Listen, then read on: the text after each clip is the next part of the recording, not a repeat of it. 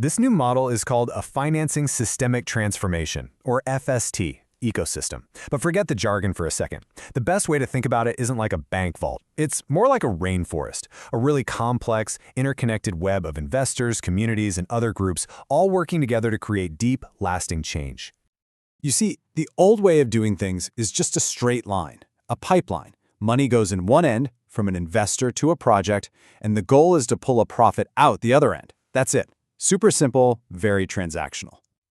But this new model, it's not a pipeline. It's an ecosystem. It's this living, breathing network. And you have all these different players with specific jobs. You've got the capital blender, who's mixing up different kinds of money, grants, loans, investments, to get the perfect recipe. You've got the broker, who's like a matchmaker, connecting everyone. The assessor is figuring out what real value is, not just dollars and cents. And maybe the most important role is the system steward. They're like the gardener for the whole ecosystem, making sure everything is healthy and working together.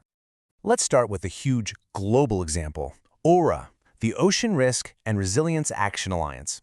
This isn't just one organization. It's a massive team-up of banks, insurance companies, and governments. And together, they're creating totally new financial products like specialized insurance for small-scale fishers to protect the world's most vulnerable coastal communities. But what's really amazing is that this model is just as powerful on a local community level. In Canada, you have the Kwasala Network. This is an indigenous-led effort to regenerate their rainforests. And they aren't just planting a few trees here and there. They are literally building an entirely new regenerative economic system from the ground up. And this quote just says it all. A simple change in legislation, that's all it took, allowed them to license forest for conservation, not just for logging. That one little tweak lets them pursue their goal of creating living forests, which completely flips the script on what a natural resource is even for. And get this is not just a passion project. They're issuing $9 million in living forest fund shares, backed by real assets like carbon credits. It's proof positive that a regenerative, community-led model can also be economically powerful and self-sustaining. So, how do you actually build one of these powerful ecosystems? Well, it's not just about moving money around in a different way. It means you have to operate by a completely new set of rules. Yeah, these principles are basically the DNA of this new system. Putting people and planet first isn't just a nice slogan, it means social and environmental returns are valued just as much as financial ones. Embracing complexity is about recognizing that real-world problems need a whole web of solutions, not a single silver bullet.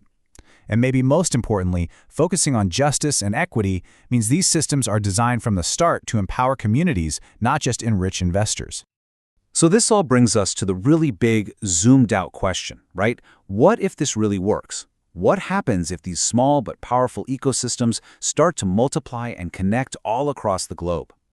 Well, there's this really powerful idea from Nobel laureate Ilya Prigogine.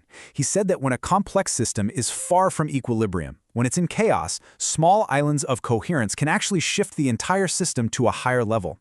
So these ecosystems we're talking about, they might be more than just nice alternatives. They could be those very islands of coherence, with the potential to tip the whole global financial system. So here's the thought I really want to leave you with. What if the solution to our biggest crises isn't about trying to fix the old, broken system, but about nurturing these new, living ecosystems of finance? These islands of coherence might just be the key to shifting everything. The only question left is, can we build them fast enough?